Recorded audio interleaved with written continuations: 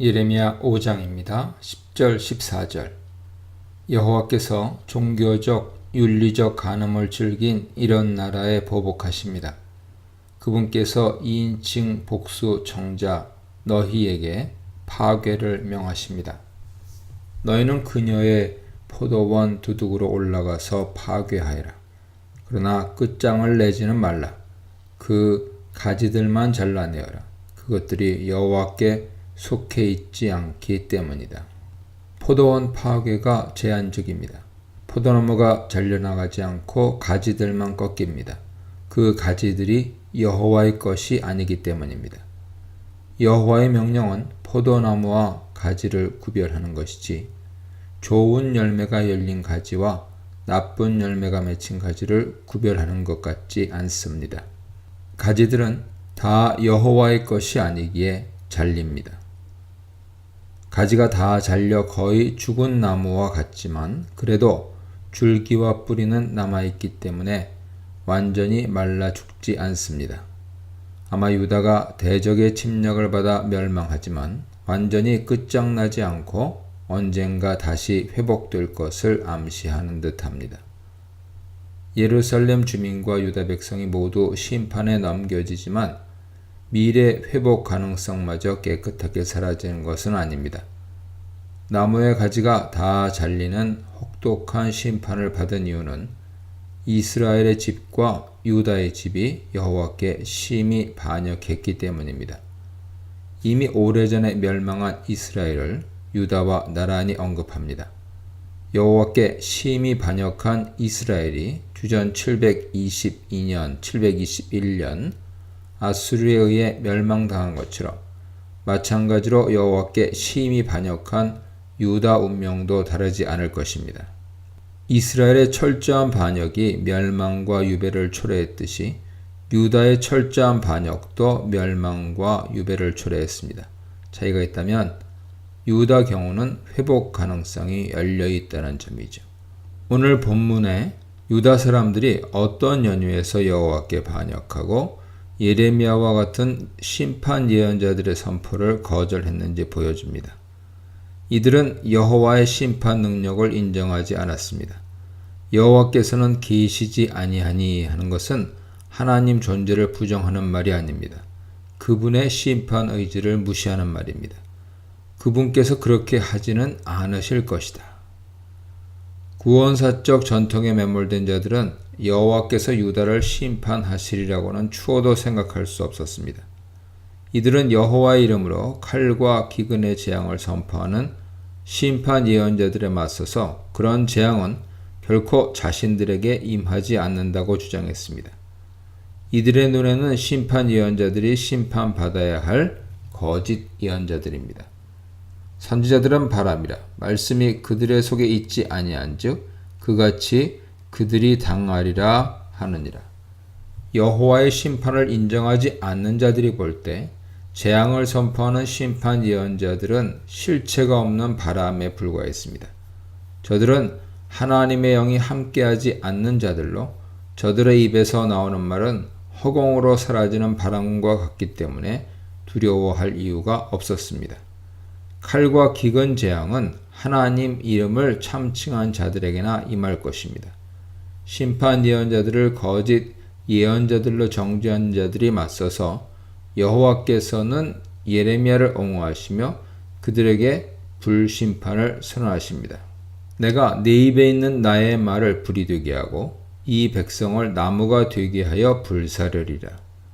만군의 하나님 여호와는 예루살렘 성전에서 사용하는 공식 명칭으로 예루살렘 성전의 하나님께서 유다에게 재앙을 선포하셨음을 그리고 예레미야를 당신의 예언자로 선택하셨음을 보여줍니다. 여호와께서 예레미야 입에 두신 그분의 말씀은 불이 되고 그의 선포를 거절한 유다 백성은 나무가 됩니다. 15, 19절입니다. 여호와의 심판 능력을 인정하지 않는 이스라엘 집을 태울 불은 전쟁의 불입니다.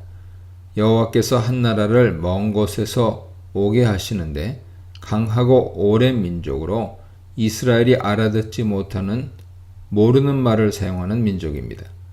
이들은 모두 잘 훈련받은 용사들로 이들의 화살은 빗나감 없이 상대에게 치명상을 입혀 무덤에 들어가게 합니다. 이스라엘이 이제껏 경험해보지 못한 무서운 민족이죠. 이스라엘이 이들과 싸워 살아남을 가능성은 없습니다. 먼 곳은 지리적으로는 멀리 떨어져 알지 못하는 곳이고 감정적으로는 두려움과 야만스러움의 장소입니다. 강하고는 원래 지속적인, 영속적인을 의미하죠. 흥망성쇠를 경험하지 않고 고대로부터 계속 있어 민족은 강한 민족입니다. 알아듣지 못하는 모르는 말은 낯섦과 무서움의 대상입니다. 이스라엘을 징계하시려고 여호와께서 불러오는 오랜 역사를 자랑하는 민족은 20장에서 바벨론으로 밝혀집니다. 강하고 오랜 민족의 침략으로 이스라엘은 남김없이 파괴되고 약탈당합니다. 그들이 네 추수곡물과 네 양식을 먹으며 네 자녀들을 먹으며 네 양떼와 소떼를 먹으며 네 포도나무와 무화과나무 열매를 먹으며 네가 믿는 견고한 성들을 칼로 파멸하리라. 소홀히 입을 크게 벌리고 사람들과 그들의 소유를 다 집어삼키듯이 침략자들이 모든 것을 먹어치웁니다. 사람들은 칼에 맞아 죽거나 포로로 사로잡혀 끌려갑니다. 곡식과 가축을 다 빼앗기고 포도나무와 무화과나무가 잘려버렸기 때문에 기근을 피할 수 없게 됩니다. 하나님 대신 의지하였던 견고한 성들도 모두 칼에 파괴되기 때문에 그들은 안전하게 몸을 쉴 곳이 없어집니다. 생존에 필수인 것이 하나도 남겨지지 않습니다. 칼과 기근의 재앙이 닥칠 리가 없다고 하나님의 심판 능력을 인정하지 않던 자들이 모두 칼과 기근에 쓰러지고 멸망합니다. 침략자들이 아들들과 딸들뿐만 아니라 포도나무와 무화과나무마저 먹어치우는 17절에 따르면 멸망 이후를 전망하기 힘든 완전한 멸망입니다. 그러나 10절 경우처럼 심판은 철저하게 집행되지만 그것으로 완전히 끝장나는 것은 아닙니다. 여호와께서는 유다 백성을 위해 미래를 열어놓으십니다. 그때에도 내가 너희를 진멸하지는 아니하리라. 적들이 쳐들어와서 예루살렘과 유다를 폐허로 만들고 백성을 사로잡아가지만 하나님과의 관계마저 단절된 것은 아닙니다. 하나님은 이미 심판 이후를 준비하십니다. 그분은 회복의 약속을 주시기에 앞서 먼저 심판의 시대를 사는 자들에게 심판 원인을 깨닫게 해주십니다. 과거의 극복 없이는 새로운 미래도 없기 때문에 가상적인 질문과 답변 양식을 빌려 이를 알려주십니다. 우리 하나님 여호와께서 어찌하여 이 모든 일을 우리에게 행하셨느냐 하는 질문에는 재앙을 경험한 자들의 당혹감, 한계가 반영되어 있습니다. 이들은 하나님께서 재앙을 임하게 하셨음을 인정하지만 어떤 연유로 그분께서 이처럼 혹독하게 심판하셨는지 전혀 깨닫지 못합니다. 하나님을 구원자로 이해하는 자들에게 그분 백성의 멸망은 이해하기 힘든 파국이었음이 틀림없습니다. 하나님께서 멸망의 원인을 묻는 자들에게 줄 답변을 예언자에게 알려주십니다. 이스라엘은 자기 땅에서 여호와를 배반하고 이방신들을 섬겼기 때문에 이제 자기 땅이 아닌 곳에서 이방인들을 섬겨야 합니다. 유다의 멸망과 유배는 겉으로는 전쟁과 정치적 갈등에서 비롯된 재앙처럼 보이지만 실제로는 우상 숭배가 초래한 신학적 사건입니다. 병의 원인을 정확히 파악하면 처방전도 확실해지는 것처럼 심판 원인이 우상 숭배에 있다면 이를 극복하기 위해서 어떻게 해야 할지는 비교적 분명해집니다. 심판 시대를 사는 자들은 우상 숭배의 잘못을 인정하고 여호와께로 돌아와 그분의 도움을 기다려야 합니다. 지난 시대 과오를 뉘우치고 다시 여호와께로 돌아와 그분의 도우심을 간구해야 합니다. 이 문단에서는 하나님 존재를 멸시한 이스라엘, 자신의 존재를 분명히 하신 하나님, 희망을 남겨주시는 하나님에 대해 묵상해 보시기 바랍니다. 20절로 25절입니다. 하나님께서 당신을 경외하지 않는 야곱 집과 유다를 책망하십니다. 야곱 집은 전체 이스라엘을 가리키는 표현입니다. 책망 대상에 유다 사람들 뿐만 아니라 이전 북왕국에 속했던 주민도 포함됩니다.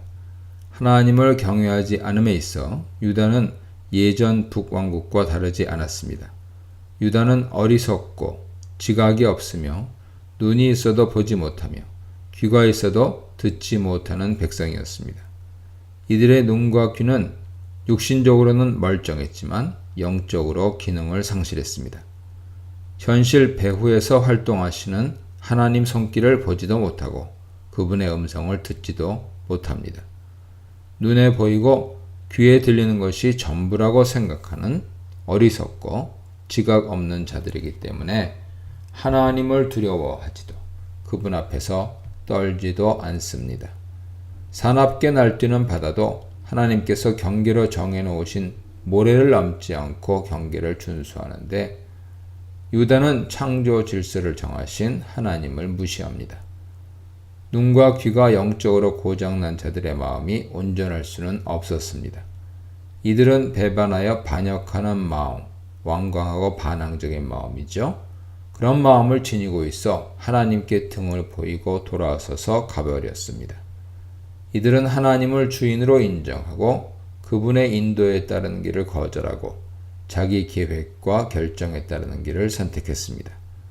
자신을 삶과 역사를 결정하는 주인공 자리에 앉히고 창조 질서를 정하신 분을 역사 유물로 만들어버렸습니다.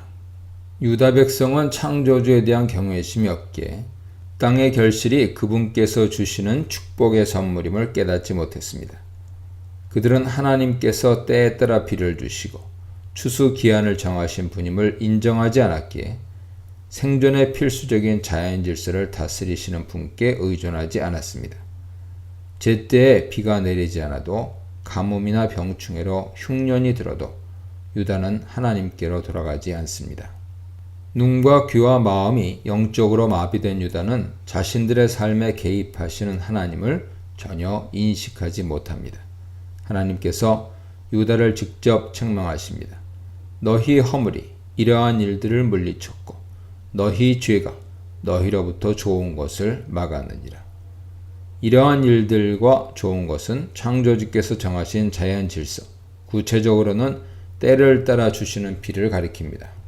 유다의 죄가 비를 내리지 못하게 막았습니다. 현재 재앙은 복의 근원이신 하나님을 경외하지 않아서 임하게 된 것이죠. 이른 비는 10월 중순부터 11월 중순 사이에 내리는 가을비, 늦은 비는 12월부터 2월까지 우기가 지난 후에 3월, 4월에 내리는 봄비를 가리킵니다. 거의 전적으로 비에 의존해 농사를 짓는 가나안에서 때맞춰 내리는 이른 비와 늦은 비는 결실에 상당한 영향을 미쳤습니다. 추수기하는 곡물에 따라 수확 시기가 달리 정해졌음을 보여주는 표현이죠. 4, 5월에 보리 수확이 시작되고 보통 한 달 보름 지나 밀을 거두기 시작합니다. 보리 수확을 시작할 무교절 때부터 밀 수확을 끝낼 7.7절까지 대략 7주간이 걸렸습니다. 26, 29절입니다. 유다로부터 좋은 것을 막은 허물과 죄를 구체적으로 고발합니다. 하나님을 경외하지 않는 사회는 폭력과 속임수가 판을 치고 악인이 승승장구하는 사회였습니다. 정의와 공의가 사라지고 가난한 자가 부당하게 짓밟힙니다. 악인들이 하나님 백성 가운데서 노골적으로 악을 행합니다. 새 사냥꾼이 나무나 숲을 또는 물가에 그물을 쳐놓고 새들이 함정에 빠지길 기다리듯이 이들은 덫을 놓고 숨어 기다리다가 사람들을 잡습니다. 우연이나 실수로 이웃에게 악을 범하는 것이 아니었습니다.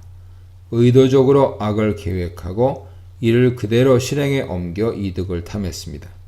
이들에게 이웃은 먼저 잡으면 제 것이 되는 사냥감에 불과했습니다. 새 사냥꾼이 사냥한 새로 새 장을 가득 채우듯 악인들은 사기쳐 얻은 재물로 제 집을 가득 채우며 더욱 번창하고 거부가 됐습니다. 더 부유해질 수만 있다면 이웃을 짓밟고 그들이 가진 것을 빼앗는 일은 아무런 문제가 되지 않았습니다. 번창하고와 5절의 지도자들은 히브리어 어근이 같습니다. 가달입니다. 사기, 불법, 폭력으로 남의 것을 빼앗아 부자가 된 자들이 곧 여호와의 길, 자기 하나님의 법을 안다고 주장하면서 일제히 멍에를 꺾고 결박을 끄는 지도자들입니다. 부당한 수단을 사용해 부자가 된 자들의 얼굴에는 기름기가 흐르고 윤기가 돕니다. 세속적 보응신학에 따르면 성공한 자는 하나님 축복을 받은 자이기 때문에 이들의 악행은 한계를 모릅니다. 하나님의 길과 법을 안다는 자들이지만 정의를 행하고 진리를 구하는 자는 전혀 아니었습니다. 이들은 고아의 송사를 공평하게 하지 아니하며 빈민의 재판을 공정하게 판결하지 않았습니다. 자기 집을 채우는 일에 혈안이 된 지도자들은 고아, 과부 같은 약자의 송사에는 관심이 없었습니다. 재판의 공정함은 중요하지 않았습니다. 더 부유해지는 데 도움이 된다면 법, 정의를 무시하고 거짓을 따랐습니다. 하나님께서 연민을 갖고 내 백성이라 불렀던 유다가 정의를 왜곡한 부패한 지도자들로 인해 그분의 보복을 받아야 하는 이 같은 나라가 됩니다. 하나님의 법과 길을 모르는 백성은 하나님을 경외하지 않고 하나님의 법과 길을 아는 지도자들은 하나님의 정의와 진리를 유린합니다. 하나님의 보복을 불가피하게 만드는 총체적인 타락입니다. 31절입니다. 전체 고발의 요약인데요. 한마디로 무섭고 놀라운 일이 이 땅에서 일어나고 있습니다. 등골이 오싹할 정도로 소름 끼치는 끔찍한 일이 유다에서 벌어집니다. 무섭고 하는 것은 황량하다, 황폐하다, 생명에서 잘리다를 의미하는 동사에서 나온 단어로서 황량함이나 폐허가 이야기하는 두려움, 놀라움 같은 경악스러움을 가리킵니다. 놀라움은 23장 14절에 한 번 더 나오는데 하나님은 예루살렘 선지자들 가운데서도 가증한 일을 보았다고 말씀하십니다. 충격적인 것은 소름 끼치도록 무서운 일이 정치와 사회가 아니라 여호와 종교 안에서 자행된다는 사실이죠. 선지자들은 거짓을 예언하며 제사장들은 자기 권력으로 다스리며 내 백성은 그것을 좋게 여기니 마지막에는 너희가 어찌하려느냐. 하나님의 의지를 대변하는 종교 지도자들과 그분의 백성이 끔찍한 일의 주인공들입니다. 여호와의 예언자가 거짓을 예언합니다. 거짓 존재인 우상에게서 신탁을 받아 전하거나 자기 생각을 하나님 말씀으로 포장해 선포합니다. 이들은 평강이 없는데도 평강을 떠들고 간음을 행하며 거짓을 말하며 악을 행하는 자의 손을 강하게 하여 사람으로 그 악에서 돌이킴이 없게 합니다. 제사장들도 다르지 않았습니다. 이들은 자기 권력으로 다스립니다. 하나님의 집을 제멋대로 다스립니다.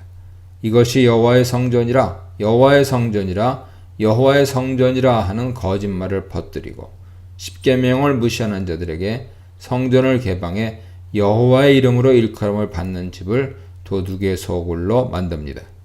황당한 것은 하나님 백성이 그런 예언자들과 제사장들을 좋아한다는 사실이죠. 예레미야와 같은 심판 예언자들은 싫어하고 죄의 용서와 구원을 값싸게 선포하는 예언자들과 제사장들을 좋아합니다. 종교 지도자들과 백성이 서로 도와가며 제 욕심과 이기심을 만족시킵니다. 종교 지도자들과 백성이 한 패거리가 돼 무섭고 놀라운 일을 즐깁니다. 이 문단에서는 도를 넘은 백성, 뒤틀어진 사회, 뒤집어진 진실에 대해 묵상해 보시기 바랍니다.